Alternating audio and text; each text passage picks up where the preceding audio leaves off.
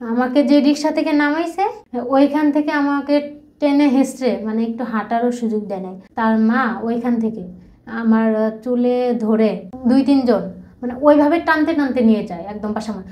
মানে আমি কথা কেন বলতেছি তাদের উপরে, আমার মুখের মধ্যে আর কি ধরছে, মানে মুখ চেপে ধরছে, এদিকে মুখ মুখ সারা মুখে মানে এমনভাবে মানে খামচি দিয়ে রক্তমুক্ত আর কি বের করে ফেলতেছে এরকম।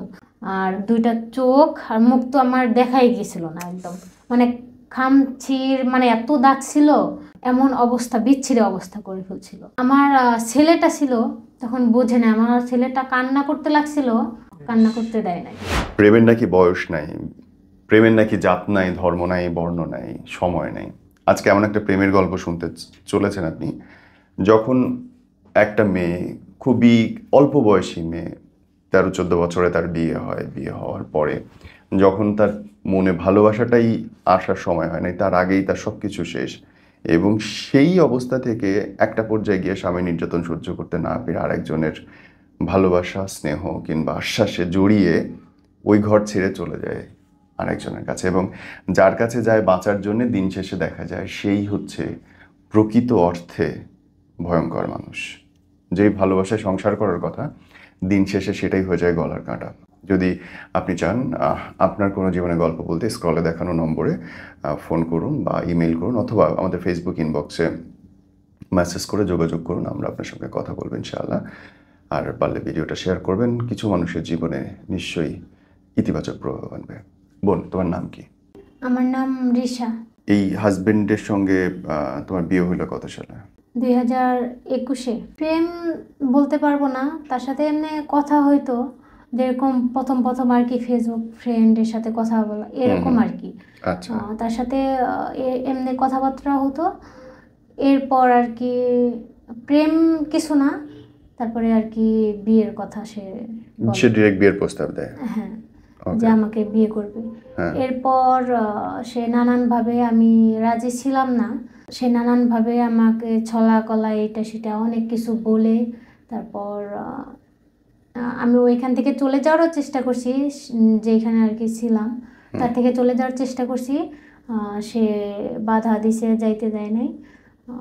এরপর মানে যেভাবেই হোক আমার ফাঁসে, এরপর বিয়ে করছে। বিয়ে করার সময় তার মানে তোমার লিটারালি তুলে নিয়ে গেছে বা ভাগাই নিয়ে গেছে, তাই কি? না, নাকি ভাগায় নিয়ে যায় নাই। পারিবারিকভাবে বিয়ে হচ্ছে? না, পারিবারিকভাবে বিয়ে হয় নাই। আমার প্রথম একটা সংসার ছিল, সেটা পারিবারিকভাবে ছিল। দ্বিতীয়টা পারিবারিকভাবে ছিল না। জি। মানে প্রথমটা অনেক কষ্টের, এরপরে আমি দ্বিতীয় যখন তার সাথে দেখা মানে কথাবার্তা হয়, তারপর আমার সব কিছু আমি তার কাছে বলি, সে নিজের ইচ্ছায় বলে যে আমার বাচ্চাকে দেখবে, মানে বাবার মতো করে ভালোবাসা দিবে, আমাকে আগের মানে কোনো কষ্টই মানে আমার কাছে আসতে দিবে না, আমাকে কোনো কষ্ট বুঝতে দিবে না। অনেক কথা, অনেক ভালোবাসার কথা বলে, ভালো ভালো কথা বলে আমার মনটা আর কি নরম করছে। এরপর যেভাবে বিয়েটা হয়েছে, হওয়ার পরে আমি জানতে পারি তার বাচ্চা আছে, 3টা বাচ্চা, 2টা ছেলে 1টা মেয়ে। এটা কতদিন পরে জানলে বিয়ের?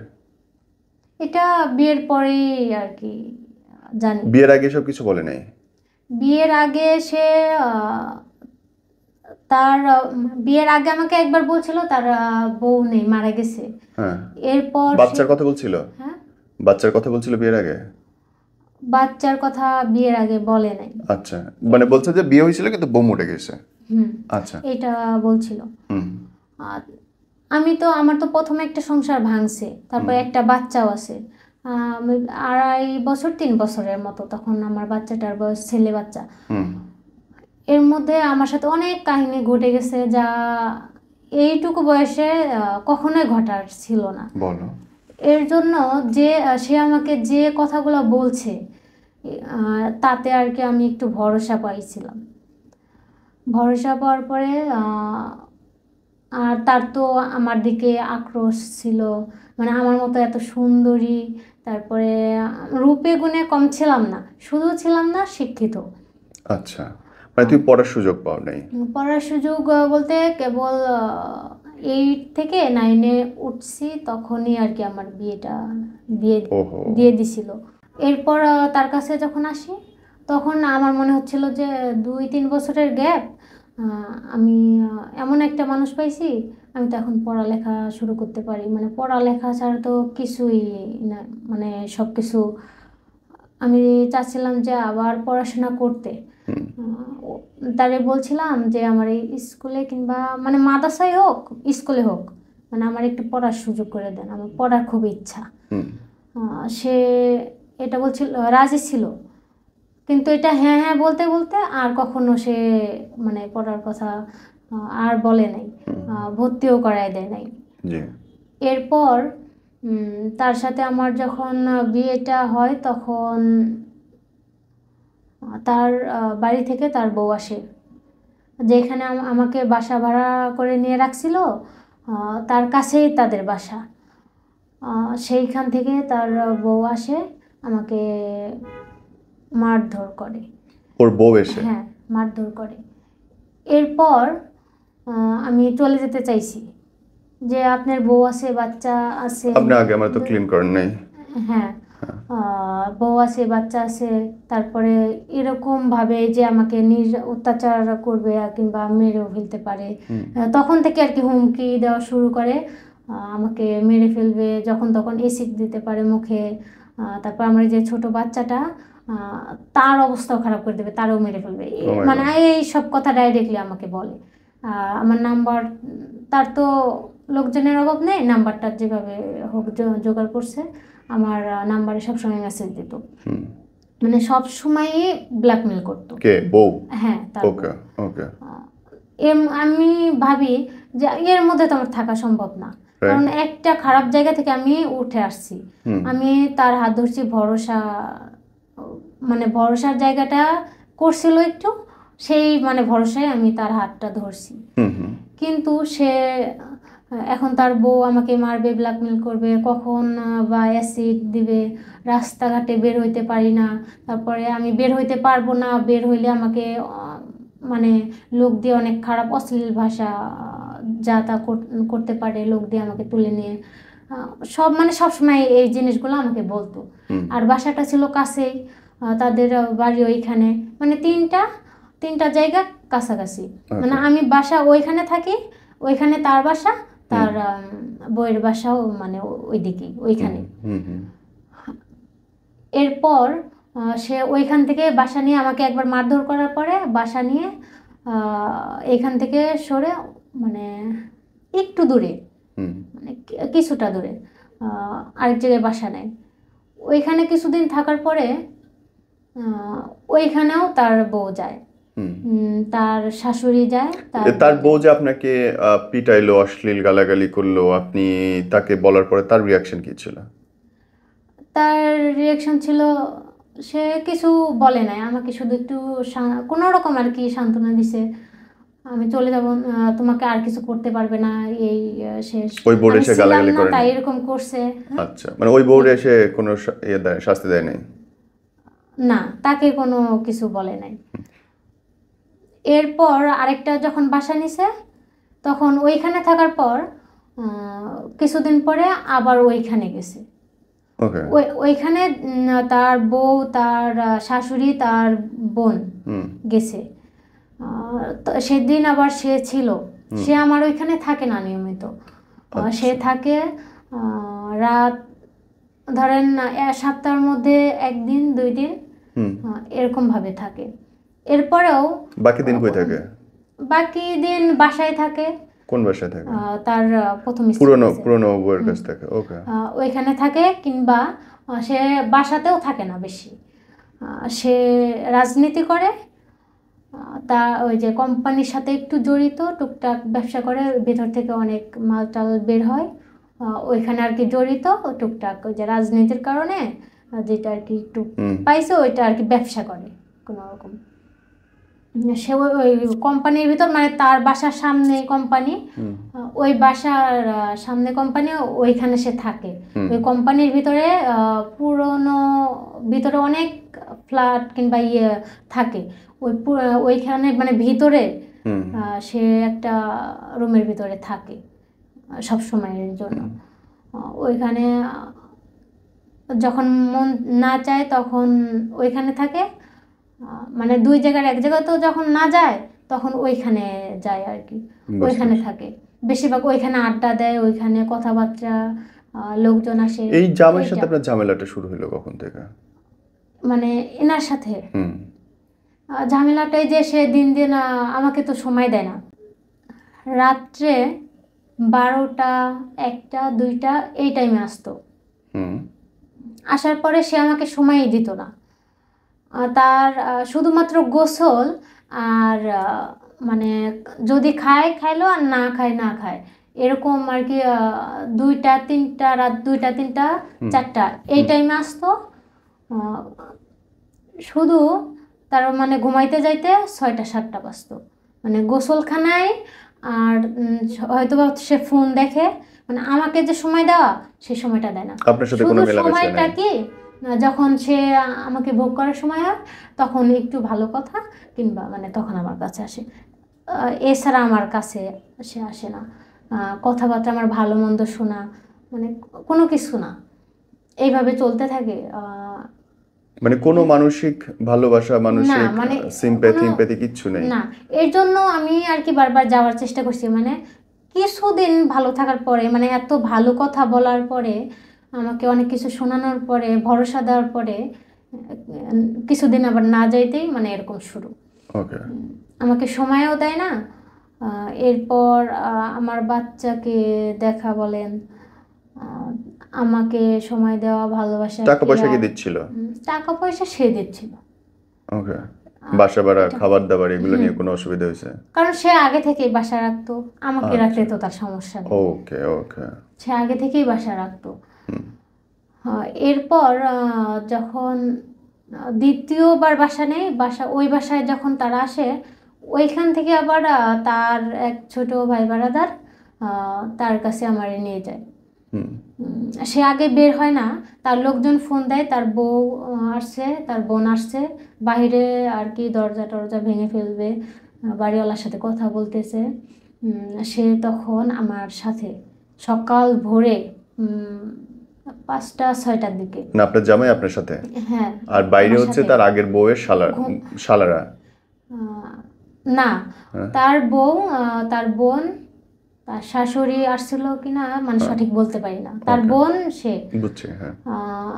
এরপর যখন আসছিল তখন আমি রান্না বান্না করি, রান্না বান্না করতে গেছি, তরকারি মরকারি কেটে নিছি। এই টাইমে দরজা নক করছে। তখন আমি দরজার যে মানে ঈদের দেখা যায়, ওই আমি দেখলাম যে তার বউ মনে হয় আসছে, মানে চেঁচামেচি, দরজা খোলে, এসে অনেক কিছু বলতেছে। তখন সে কথা বলে না, সে আছে ভিতরে আছে, সে কথা বলবে না, দরজা খুলবে না, আমারে মানে আমার উপরে মারধর করুক যাই করুক, সে আটকাবে কিংবা কথা বলবে, কথা তো বলবে। সে তো বাহিরে আছে, চেঁচামেচি করতেছে, বাড়িওয়ালার সাথে কথা বলতেছে, দরজা ধাক্কাধাক্কি ভেঙে ফেলবে এরকম, কিন্তু সে কথা বলে না। সে তার অনেক লোকজন আছে, 20-30 জন লোকজন মানে আছে, যেহেতু রাজনীতি করে, কিছু লোকজন তার সাথে সবসময় যাতায়াত করে রাখছে। ওই লোকজন আর কি ফোন দিছে, ছোট ভাই বাড়াতার ফোন দিছে, তারা আসছে। তারা সে আর কি ফোন দিয়ে বলছে মানে যেভাবে হোক তার বুঝাইয়া এখান থেকে সরাই, তারপরে সে যাবে তার সাথে, মানে সে তারে নিয়ে যাবে। পরে এরপর তাকে তার লোকজন আসে, অনেক চেষ্টা করে তারপর নিয়ে যায় ওইখান থেকে। নেওয়ার পরে সে তো বলছে যে আমি মানে সে যাক, তারপরে মানে সে তাকে আমার স্বামীকে নিয়ে যাবে। সে তারপর বলছে যে সে যাক, আমি আসতেছি, বাসায় যাবে, এই বলে সে রুম থেকে বের হয়ে গেছে। তার বউ তো তার আগ দিয়ে গেছে।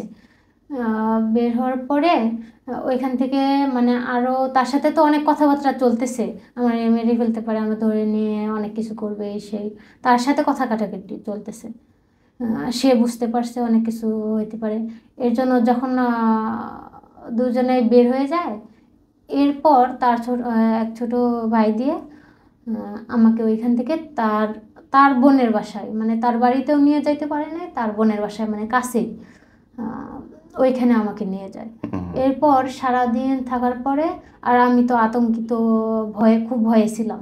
তখন কি আপনার বাচ্চা পেটে আসছে? না, তখন না। ওকে। এরপর সারাদিন তার সেই ছোট ভাইয়ের বোনের বাসায় সারাদিন কাটছে। সন্ধ্যা আমি বলছি যে আমি বাসায় যাব কখন, মানে আরেকজনের বাসায়, মানে কোনো কিছু ঠিক নেই, আর আমার তো বাসায় যাইতে হবে, মানে কিভাবে কি আর এত কিছু করতেছে, আমার তো অনেক ভয় ছিল।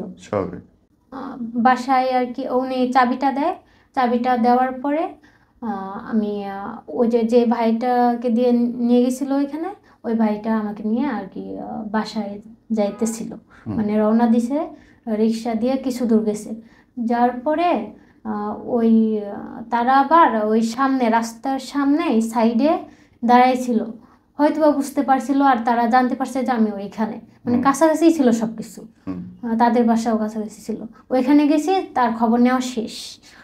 তার বোনকে নিয়ে সে ওই রাস্তার সাইডে দাঁড়াইছিল, যে আমি বের হব, আমাকে ধরবে, ধরে নিয়ে তাদের ওইখানে আর কি আমার মেরে ফেলবে, এরকম কিছু। আমি এরপর ভাইটাকে নিয়ে যাইতেছি, হুট করেই আমার চোখে পড়লো, মানে তার আগে একবার তার স্ত্রীকে দেখছি, আমার মনে হলো যে তার স্ত্রী মানে রাস্তার সাইডে দাঁড়াইছিল, কিন্তু ওই ভাইটা আর কি খেয়াল করছিল না, কিন্তু আমার মনে হয়েছিল, সর্বপ্রথম দেখলেও আমার মনে হচ্ছিল যে তার বউ ওখানে দাঁড়াইছিল। তার আগে তার বোনকে আমি দরজার ফাঁক দিয়ে দেখছিলাম, মনে হলো যে সে তার বোন দুজনেই ওখানে দাঁড়িয়ে আর কি দাঁড়াইছিল, আমাকে ধরে নিয়ে যাবে। কিছুটা মানে হালকা ঝাপসা যে আর কি রিক্সাটা যাওয়ার পরেই, মানে কিছু দূর যাওয়ার পরে, তাদেরকে ছেড়ে কিছু দূর যাওয়ার পরে আমি ওই ভাইটাকে বললাম যে দেখেন তো পিছনে মনে হয় যে তার বউকে আমি দেখলাম, তার বউ আর বোন মনে হয় দাঁড়াইছিল। এটা বলার সাথে সাথে সে রিক্সাওয়ালারে বলল, আপনি দ্রুত রিক্সাটা তাড়াতাড়ি চালান। রিক্সাওয়ালা আর কি বুঝে নাই, আমাদের যে ঝামেলা রিক্সাওয়ালা জানে না। রিক্সাওয়ালা মানে ওই ভাইটা মানে বারবার বলতেছে যে গাড়িটা তাড়াতাড়ি চালান, গাড়িটা তাড়াতাড়ি চালান, সামনে তাড়াতাড়ি চালান, সমস্যা আছে। রিক্সাওয়ালা বুঝতেছে না। এরপরেও চালানোর পরে আমার যে বাসায় ছিলাম ওই বাসাটার সামনে গেছি, তার একটু সামনে, মানে ওইখান থেকে দেখা যাইতেছে রাস্তার মাঝখানে রিক্সা নিয়ে 2-3টা ছেলে আর কি দাঁড়ায় আছে, 2-3টা কিংবা 4টা ছেলে ওইখানে রিক্সা নিয়ে রাস্তার মাঝখানে দাঁড়ায় আছে আপনাকে উঠায় নেওয়ার জন্য। হ্যাঁ। ও মাই গড। এরপরে ভাইটা বুঝতে পারছে, পুরো সিনেমার মতো। হ্যাঁ, ভাইটা বুঝতে পারছে যে ওইখানে, মানে ও তো সব কিছু জানে, তাদের বিষয়ে জানে, আমি তো জানি না। ওই সামনে যে দাঁড়িয়ে আছে, পরে মানে এত দ্রুত বললো যে রিক্সাটা ঘুরে মানে জলদি করেন রিক্সাটা ঘুরান, আবার ব্যাকে, মানে এদিক কিন্তু ওরা ওই পাশে পিছনে ওদের রাইখে আসছি। এরপর রিক্সাটা ঘোরানোর পরে দ্রুত যাইতেছে, আর পিছনে যারা ছিল ওরাও রিক্সা দিয়ে পিছনে, মানে ওরাও পিছন দিক থেকে আসতেছে, মানে দ্রুত হামলা করতেছে পিছন থেকে। এরপর সামনে আস্তে আস্তে, আমি তো জানি যে সামনে, আমি বলছি যে সামনে তো ওদের রেখে আসছি, তো পিছনে যে ওরা, মানে এখন কি করব, মানে এমন অবস্থা, মানে কি করব বুঝতেছি না, যে আমাকে নিয়ে মানে কি করে ফেলবে, ডাইরেক্ট মানে মেরে ফেলবে, এইটা আর কি আমার ধারণা। ওই সময় মানে অনেক ভয়ে ছিলাম। এরপর ওদের সামনে ওরা যে দাঁড়াইছিল, রিক্সা ছিল না তখন, পিছনের যে রিক্সা দিয়ে ছেলেরা আসতেছিল, আমার রিক্সাটা, তার বউ যেখানে দাঁড়াইছিল আমার রিক্সাটা আগে চলে গেছে, আর পিছনের যে রিক্সাটা ছিল ওইটা দিয়ে, মানে ওই গাড়িটার মধ্যে তার বউ তার বোন ওইখানে উঠছে আর কি। তখন আবার তারা আর কি আমাদের সাথে আর কি যুদ্ধ হয়েছে, পাল্লাপাল্লি লাগাইছে, গাড়িটা ধরবে আর কি। এর মধ্যে কোন গলি, মানে ওইখানকারই কোন গলিতে মানে কোন গলি দিয়ে ঢুকে পড়ছে যাইতেছিল। আমি তো তখন আর কি ওইখানকার কিচ্ছু জানি না, চিনিও না জানিও না। তখন কতটা মানে ভয় লাগে, মানে আমি কিচ্ছু জানি না তাদের এই শহর কিংবা তাদের অলি গলি রাস্তাঘাট, আমি কিচ্ছু জানি না। এর মধ্যে অলিগলি দিয়ে যাচ্ছে, তারা পিছু নিছে আর আমার ডাইরেক্ট তো ধরবে, ধরে নিয়ে মানে কি করবে, খারাপ কিছু করবে। আমার তো এই ধারণা, তারা তো পিছন থেকে বলতেছে ধরতে পারলে তো শেষ করে দিবে একদম। গলি দিয়ে যাইতেছে হুট করে রিক্সার মধ্যে বাজাই দিছে, মানে ধরে ফেলছে। রিক্সার মধ্যে বাজাই দিছে, রিক্সাটা আরেক রিক্সার মধ্যে মানে বেঁধে গেছে একদম। আন্ডারস্টুড। হ্যাঁ, বেঁধে গেছে, একটা ধাক্কাও খাইছে। ওইখানে কি তোমার গায়ে হাত এর মধ্যে তুলছে ওরা, মানে মারছে তোমাকে? হ্যাঁ হ্যাঁ। তোমার হাজবেন্ড ততক্ষণে আসেনি, তোমরা ফোনও করো নাই তারে? না, ফোন দেওয়ার চান্স পাই নাই। এর মধ্যে গাড়িতে যে যাতায়াত করতেছি, ওই ভাইটা তারে আর কি ফোন দিতেছে, ট্রাই করতেছে, বলতেছে যে ভাবি তো পিছনে মানে আমাদের ধরার চেষ্টা করতেছে, এখানে সমস্যা হইতেছে, এটা মনে হয় বলতেছে। আমি যখন গাড়িটা থামায়, সাথে সাথে তারা দুইজন নামে, মানে বোন আর সে আমার সতীন, গাড়ি থেকে নামে। সাথে সাথে নামার সাথে সাথে আমি যে গাড়িতে বসেছিলাম ওইখান থেকে আবার যে ভাইটা ছিল, মানে তারে ধরে মারবে, ওই সাথে ছেলে পেলে 3-4 জন ছিল, তারে ধরবে, কয় তোরে একদম শেষ করে দিব। সে ওইখান থেকে মানে গাড়িটা ঠেকানোর পরেই সে ওইখান থেকে লাফ দিয়ে আর কি পালাইছে। সে তো পরে ফোন দিয়ে বলবে যে আমার এই অবস্থা, তাকে বলবে। গাড়িটা ঠেকানোর পরে সে তার বোন নিয়ে লাফ দিয়ে, সেইখানে আবার আমার বোন ছিল ছোট, আমার বোন তখন 10 বছর 11 বছর এরকম বয়স। আমার বোনটা ছিল আমার পাশে, আমার ছেলেটাও ছিল। তারা কি করলো, অনেক মোটা তো, ওই রিক্সার মধ্যে এসে আমার উপরে বসলো। মানে রিক্সার মধ্যে কিন্তু জায়গা নাই, দুইজনের জায়গা। তারা দুইজন আসছে, আসার পরে মানে আমাদের দেখা যাইতেছে না, আমার উপরে আসছে। সে মানে ওই মোটা মানুষ আপনার কোলে 80 কেজির উপরে সে। ও মাই গড। হ্যাঁ, সে আমারে মানে এমন ভাবে আড়াল করে বসছে, আসার মানে বসার পরে আমার চুলে ধরছে। আমি বলছি যে এটা ঠিক করতেছেন না, ভালো করতেছেন না, পরে কিন্তু ভালো হইব না। মানে এইটা কেন করতেছেন, মানে আমি মানে ভালোভাবে ভালো কথা বলতেছি যে এটা ঠিক করতেছেন না আমার উপরে, আমি কি করছি, আমার ছেড়ে দেন, এইসব করা ঠিক না। মানে আমি কথা কেন বলতেছি তাদের উপরে, আমার মুখের মধ্যে আর কি ধরছে, মানে মুখ চেপে ধরছে, এদিকে মুখ সারা মুখে মানে এমনভাবে মানে খামচি দিয়ে রক্তমুক্ত আর কি বের করে ফেলতেছে এরকম মুখের মধ্যে। আর এদিকে চুলে ধরছে, জানি আমি একটু নড়াচড়া মানে মানুষের মাথা, মেয়েদের চুল ধরলে নড়াচড়া করতে পারে না সহজে। আচ্ছা। আর এত বড় মহিলা, তারপরে মেবি দুইজনই কিন্তু মোটা, তারা আমাদের উপরে বসছে। আমার বোনটা আর কি পড়ে যাওয়ার মতো, মানে রিক্সাতে জায়গা নাই, তার মধ্যে তারা তো একজনই আঁটবে না, এরকম অবস্থায় আমাদের উপরে বসছে। রাস্তাঘাট দিয়ে যাবে, ওইখানে লোকজন দোকানপাট আছে, ওইখানে ওই দিক দিয়ে যাবে, আমাদের দেখা যাবে অনেকজন মানে দেখে ফেলতে পারে কিংবা দেখলে সমস্যা হইতে পারে। মানে এমনভাবে আমাদের রাখছে, তারাই বসে আছে, আমরা নাই, মানে এরকম অবস্থা, জানি কেউ না বুঝে পিছনে। তারপর নিয়ে গেল কোথায় আপনাকে? তারা আমাদের মানে অনেক গলিমলি দিয়ে কোন দিক দিয়ে নিয়ে যাচ্ছে আমি বুঝতেছিলাম না। নিয়ে কোথায় গেল? নিয়ে তাদের বাসায়, মানে তারা আগে একটা ভাড়া বাসায় পুরানো বিল্ডিং এ থাকতো, ওইখানে নিয়ে গেছে। তারপর এর মধ্যে রিক্সার মধ্যে আমার মানে একভাবে কিন্তু মারধর করতেছে। বুঝতে পারছি।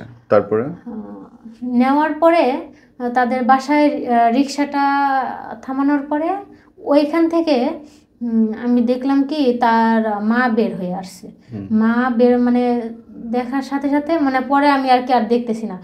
আমাকে যে রিক্সা থেকে নামাইছে ওইখান থেকে আমাকে টেনে হেঁচড়ে মানে একটু হাঁটারও সুযোগ দেয় নাই।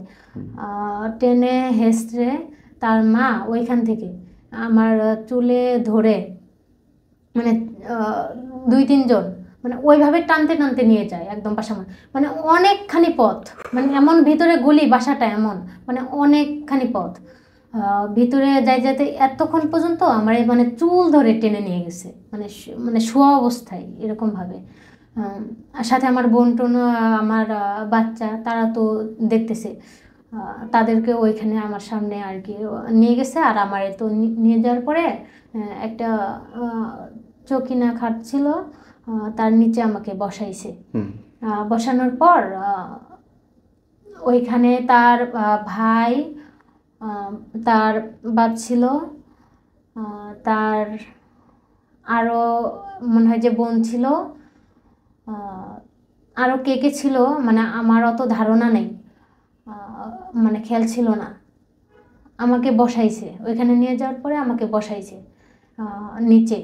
বসানোর পর তার মা খাটের উপরে ছিল, খাটের উপরে গেছে মানে আমার চুলগুলো এমনভাবে টানা মানে টানছে যে একটা জীবিত মানুষের এখন যদি আমার চামড়াটা, এই যে আমি জীবিত বসে আছি, চামড়াটা আমি যদি কেটে ফেলি মানে কেমন লাগবে, মানে আমি কোনো ইনজেকশন যদি না দেই মানে কাটার কি ব্যথা, আমার মাথার চুলগুলো মনে হয় যে খসে যাচ্ছে এরকম অবস্থা, মানে এমনভাবে মানে চুলগুলো আমার করছে।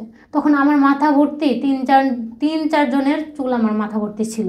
এত বেশি চুল ছিল? হ্যাঁ, মানে আমার মাথা ঠিক মানে এরকম চুল ছিল একদম মাজা ছেড়ে হাঁটু পর্যন্ত চুল ছিল।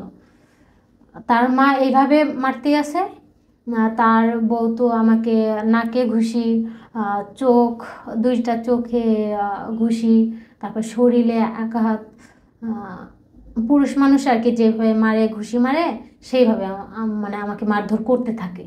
মানে চোখ 2টা যে মারছে, আশেপাশে বাঁচানোর কেউ আসতেছে না, মানে ভিতরে তো মানে আমি চিল্লানোর সুযোগ নাই, মানে এর মধ্যে মারধর যে করতেছে এর মধ্যে তারা ভিডিও করবে আমাকে নিয়ে, মানে আমাকে ভিডিও চালু করে আমাকে স্বীকার করায় যে তুই বল তুই বিয়ে ছাড়া, মানে আমি বিয়ে ছাড়া তার স্বামীর সাথে আসি, বিয়ে করি না, আমি বিয়ে ছাড়া তার স্বামীর সাথে আসি, আমি তাকে ফাঁসায় বিয়ে করছি, মানে এটা প্রমাণ করবে আর কি। আমি তাকে ফাঁসায়, আমি এই কথাটা আমাকে বলাবে আমি তাকে ফাঁসায় বিয়ে করছি, এটা তারা ভিডিও করবে।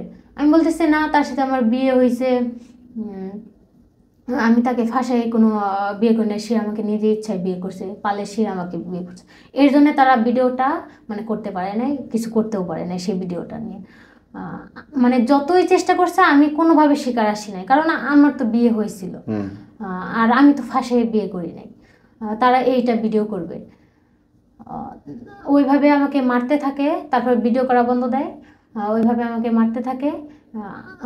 মারতে মারতে নাকে যখন ঘুষি দেয় তখন আমি মনে হয় অজ্ঞান হয়ে গেছিলাম, নাক দিয়ে রক্ত পড়তেছিল, আর 2টা চোখ আর মুখ তো আমার দেখাই গিয়েছিল না একদম, মানে খামচির মানে এত দাগ ছিল, রক্ত জমাট এদিক দিয়ে মানে আমার মুখ মানে দেখার মতো না, এমন অবস্থা, বিচ্ছিরি অবস্থা করে ফেলছিল। আর মুখ তো একদম পুরো ফুলে, মানে চোখ, আর আপনার জামাই এতক্ষণে আসেও নাই না, চোখের ভিতরে রক্ত জমাট হয়ে, মানে চোখে যখন মারছে তখন তো সাথে সাথে মানে অ্যাকশন হয়ে গেছে, চোখে যখন মারছে চোখ টোক ফুলে সাথে সাথে মানে রক্ত জমাট সাথে সাথে মানে ফুলে টুলে একদম মুখের বিচ্ছিরি অবস্থা মানে করে ফেলছে এরকম অবস্থা।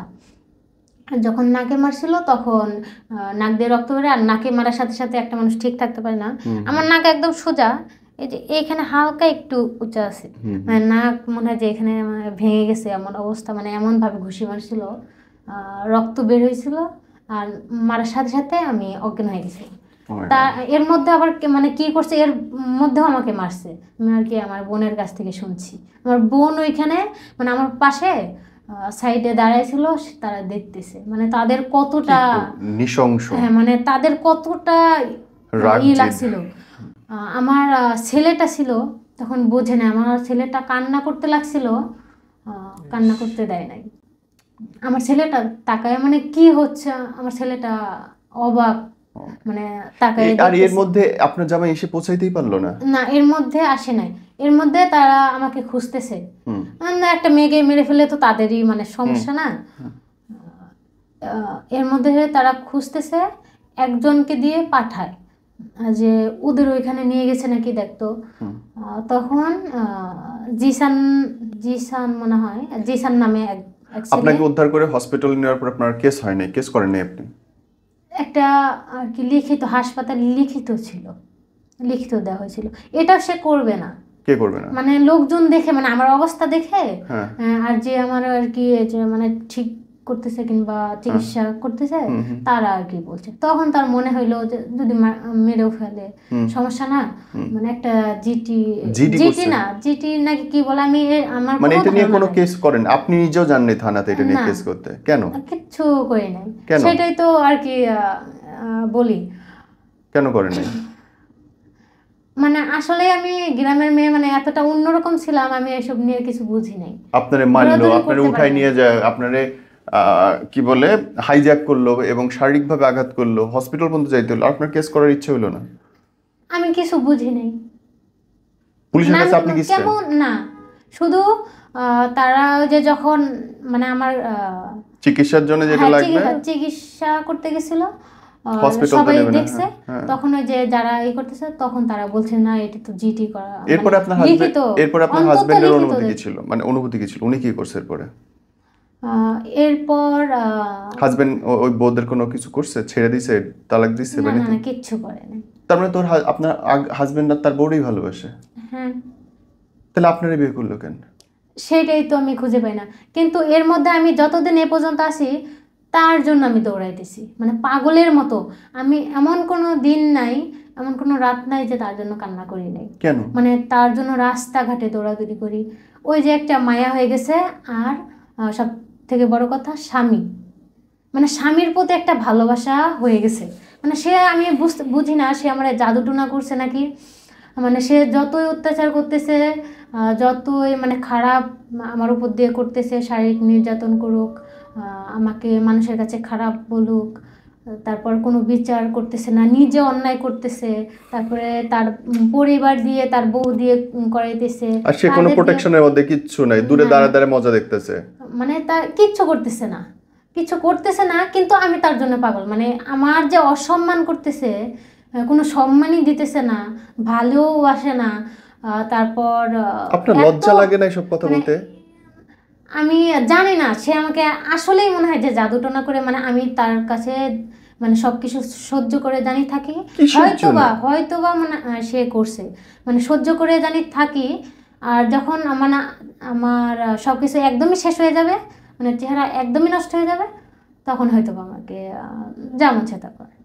এখনো এটাই বলতেছে, এটা বলে। মানে কিসের জন্য মানে বলতে পারেন? আমি কোনো হিসাবই মিলাতে পারলাম না। বল। আমার প্রথমত একটা সংসার নষ্ট হয়েছে, হইতেই পারে, মানুষের জীবনে অ্যাক্সিডেন্ট হইতেই পারে। হ্যাঁ, সেটা আমি তাকে বলি আমার তো জীবন নষ্ট হয়েছিল না, তারা আমার সাথে এরকম করছে। আমি তো আপনি কি ওই ঘরে থাকা অবস্থায় এই হাজবেন্ডের সঙ্গে পরিচয় আপনার? উনার জন্য কি ওই হাজবেন্ডকে ছেড়ে চলে এসেছিলেন আপনি? উনার আমি যে প্রথম স্বামীর কাছে 2 বার গেছি। মানে আমার সংসার করার কতটা চাহিদা আর ভালোবাসার মানে লোভটা কত, মানে প্রথম হাজবেন্ডের কাছে আমি মানে 2 বার গেছি। ও ছেড়ে দিছিল প্রথম হাজবেন্ড? আমি ছেড়ে দিছিলাম। উনি কি অত্যাচার করতো? হ্যাঁ, এই জন্য আপনি ছেড়ে দিয়েছিলেন, পরে আবার আপনি নিজেই গেছেন? আমি নিজে গেছি, সে ভালো হয়ে যাবে। আর আমার এই যে ছোট বাচ্চাটা, কিন্তু আপনার কপাল, বাচ্চার দিকে মানে ও মাই গড, একটা মানুষের কপাল কত খারাপ হইতে পারে। মানে আমি এখান থেকে আবার আমাকে মানে কে নিবে, কিংবা আবার কে কি নেবে হবে কোথায়? আপনি অল্প বয়স, আপনি দেখতে ভালো আছেন, মানে এর জন্য মানে তখন আমি বুঝতাম না যে আমার ঢাকা শহরকে আমি বুঝতাম না আর কি। আপনি সংসারী এমন মেয়ে, অবস্থা। মানে ভালো একটা মেয়ে, আপনি চাইলে একটা ভালো বিয়ে করতে পারেন। চাইলেই পারতাম, এখন বুঝি, কিন্তু তখন আমি বুঝি না। এখন আপনার সংসার চলতেছে কেমনে? আহ, মানে আপনি আমার কাহিনীটা পুরোটা একটু শোনেন। আরো আছে? হ্যাঁ, ওই যখন মারধর করে, এরপর সে আমাকে নিয়ে হাসপাতালে যায়। ওইখান থেকে আমাকে আনতে পারেনি, মানে সে নিজে গেছে, আমাকে সে ওইখান থেকে বের করতে পারে না। মানে সে যে গেছে, তারপরে তার লোকজন নিয়ে গেছে, ওইখান থেকে আমাকে ছাড়বে না, মেরেই ফেলবে, এতটা ওই সাহস। গল্পে আমার আগ্রহ নেই, আপনি পরের টুকুতে আসেন, ওটুকু আমি বুঝছি কি হয়েছে। এর পর যখন হাসপাতালে আমাকে নিয়ে গেছে, কেস টেস, মানে সবাই বলছে যে কেস টেস করতে, তারপরে এই তো বিষয় আপনার নিয়ে জন্য আমি কোনো কিছু জিডি। বলি নাই। যখন আমাকে বাসায় নিয়ে আসছে, আমাকে বাসায়, মানে এত খারাপ অবস্থা করছে, বাসায় আনার পরে সে একদিন মনে হয় যে রাত্রে, তারপরে সে চলে গেছে। আমাকে কিন্তু দেখার কেউ নাই ওইখানে, আরে, মানে দেখার, মানে কেউ নাই। ওই ওই রুগী রেখে সে চলে গেল তার আগের বোর কাছে? বাহ। আগের বউয়ের কাছে গেছে, কিংবা বাইরে বাইরে ঘুরতেছে, সেটা আর কি আমি জানি না। সে ওইখানেও ঠাঁই পায় না। সে বাইরে গেছে, আমার এখানে আসলে সে আবার ঝামেলা করবে, আবার অনেক কিছু করবে। সে বাইরে গেছে, কিন্তু আমি যে এত খারাপ অবস্থা, আহ, সে আমার যে যত্ন নেওয়া, কিংবা একটু, আমি কিন্তু ব্যথায় জর্জরিত, মানে নড়াচড়া করতে পারি না, অনেক খারাপ অবস্থা, সেটা তো এমনিই বোঝা যাইতেছে। হুম। সে আমাকে সময় দিল না, সে আমাকে দেখলো না। এবং এই ঘটনা ঘটতেই থাকলো? হ্যাঁ, এর মানে এই ঘটনাগুলা, আজ পর্যন্ত যে তার সাথে সংসার করতেছি, সে আমাকে এইভাবে সময়, মানে এইভাবে সময় দিচ্ছে। তাহলে কেন আসেন? জাদু টোনার কথা আমি বিশ্বাস করি না। অ্যাকচুয়ালি কি, কিসের জন্য? সংসারের লোভ, যে আমি এই সংসারটা যেন না ভাঙে? এর মধ্যে আমার আবারও আমার শরীর খারাপ করে, এসব অত কিছু তো বলা যাবে না এর ভিতরে। একদিন 104 ডিগ্রি জ্বর উঠছে আমার শরীরে। হুম। সে সেদিন আমার কাছেই ছিল, হুম। কিছুক্ষণ ছিল, ঘুমাইছিল। সে বুঝতেছিল যে আমার গায়ে জ্বর, কিন্তু তার মানে কোনো কিছুই যায় আসে না। হুম। সে আমার জ্বর রেখেই বের হয়ে গেছিল। তারপর আমি আবার ফোন দিই, তাকে ফোন দিয়ে বলি যে আমার শরীরটা মানে বেশি খারাপ, মানে জ্বরটা মনে হয় যে মাথায় মাথায় উঠছে, এরকম অবস্থা, বেশি খারাপ, আপনি আসেন। মানে আমি তো সিরিয়াস অবস্থা। সে আসে না, সে লোক দিয়ে পাঠাইছে, লোক দিয়ে, একটা ডাক্তার দিয়ে পাঠাইছে আমাকে দেখতে। পরে ডাক্তার তো জ্বর মেপে দেখলো যে 104 ডিগ্রি জ্বর। হুম। আর একটু হলে মানে আমি জ্ঞানহারা। তাকে আসতে বলি, আমি ফোন দিয়ে কান্নাকাটি করতেছি আসতে। সে বলে যে আমি আসতে পারবো না। আমার বোন অনেক দিন পরে বলছে, আমি ওইখানে যাই না, আমার বড় বোন যাইতে বলছে, ওইখানে আমি যাই না। বছরে একবার দুইবার যাওয়া হয় না ওইখানে। আমার বোন বলছে আমি ওইখানে যাব, আমি আর এখন আসতে এখানে পারবো না। 104 জ্বর তাহলে উঠলো? মানে আমি যে তার বউ, বাদই দিলাম, মানে আমি 104 ডিগ্রি জ্বর, সে আমাকে, মানে আমার এখানে আসবে না, মানে সে কেমন মানুষ হইতে পারে, সে তার আপনি বোনের। কেমন মানুষ হইতে পারেন যে এরপরেও আপনি ওই হাজবেন্ডের কাছে পড়ে থাকতে চাইতেছেন? আমি পড়ে থাকতে চাইতেছি, মানে তার প্রতি আমার ভালোবাসা দেখে। এইটারে ভালোবাসা বলে না রে বোন, এটা ভালোবাসা না। আমি সংসার করতে আপনারে চাইছি। মারতেছে, আপনারে রাইখা চলে যাইতেছে, আর একটা ঘর আছে, 3টা বাচ্চা আছে, তারপরে আপনি বলতেছেন ভালোবাসা। আমার এটা ভালোবাসা মনে হয় না, এটা অবসেশন। আমি তার ছাড়া থাকতে পারি না। তার সাথে আপনার জীবনের প্রথম না, এর আগেও আপনার হাজবেন্ড ছিল, আপনি ওই হাজবেন্ডের জন্য একই ভালোবাসা দেখাইছেন?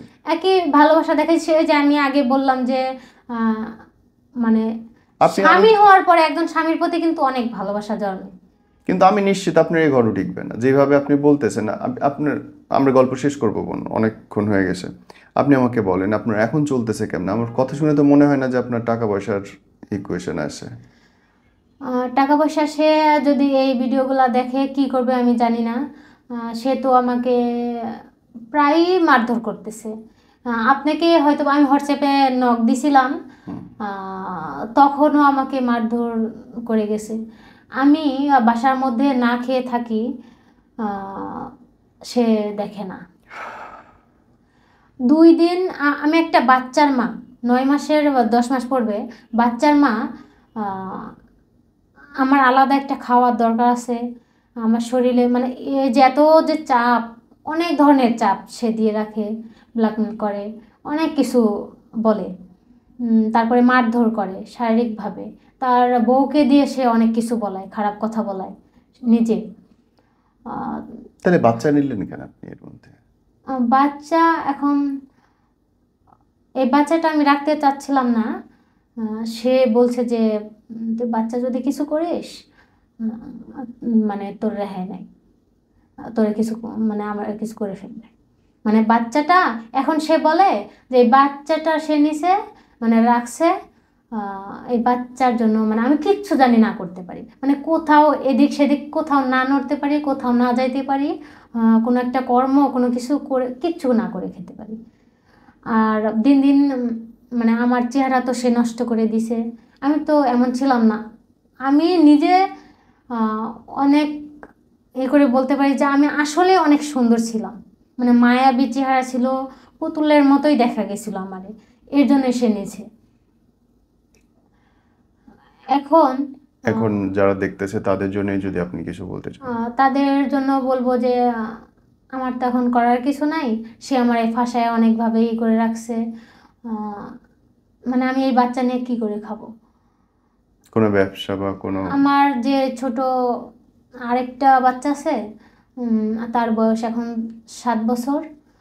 তাকে আমি এখানে যে বাসাতে থাকি ওইখান থেকে এখানে আসার পরে মাদ্রাসায় দিয়ে দিছি। ওই টাকাটাও সে দেয় নাই, মানে আমি জমাইছি। মানে তাকে ওইখানে আমি এই যে এই মাস হলো ভর্তি করাইছি, সে টাকা পয়সা দেয় না। আর এখন তো সরকার নাই, তারও সমস্যা, সে আমলিক। সে টাকা পয়সা এখন আমাকে ঠিকমতো দেয় না, খাওয়াও দেয় না। আর আমার এই যে ছোট বাচ্চাটা যে আছে, ছোট বাচ্চা, আমার খাওয়া তো দূর, ছোট বাচ্চাকে খাওয়া দেয় না। মানে আমি খাইতে পাই না। ধরেন আজকে আজকে ভাত খাচ্ছি, কালকে আবার দুপুর কিংবা বিকাল কিংবা সন্ধ্যায় খাইতেছি। মানে এইভাবে আমার কাটতেছে দিন রাত। খাবারের কষ্ট এটা। মানে একটা বাচ্চার মা হয়ে এর মধ্যে আমার শিশুটা খাইতে পায় না। মানে আমার শিশুটা কিভাবে থাকে?